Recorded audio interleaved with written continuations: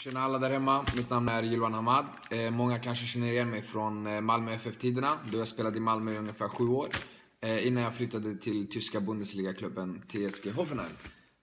Jag är för tillfället i min lägenhet här i Tyskland och jag har precis fått ett paket här från Kickers, som jag också är aktiv och är medlem i. Så ska jag se vad för spännande det finns här i. Okej, så här ser den ut.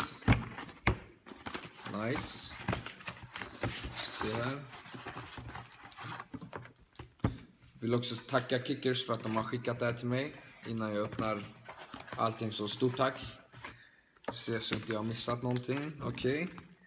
Kickers magasin med Zlatan och Rodriguez. Nice. Hoppas ni läser mycket där hemma. Att läsa är bra. Okej, intressant. Även en liten Zlatan minibok som ser bra ut. Se. Tror de berättar om Zlatans liv egentligen. Alla hans klubbar han har varit i ser ut som. Malmö FF 96 här.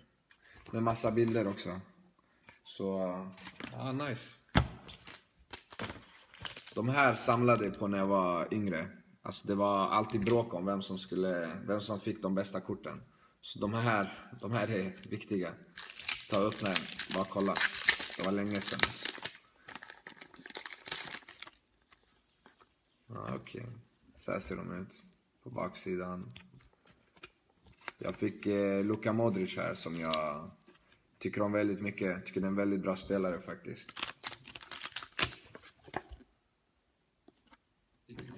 Så här. Ytterligare ett idolkort. Och det här ser ut att vara Zlatan poster. En stor affisch på Zlatan. Wow, den här var enorm. Ser ni det? Den är nog nästan längre än mig alltså. Ja, nice.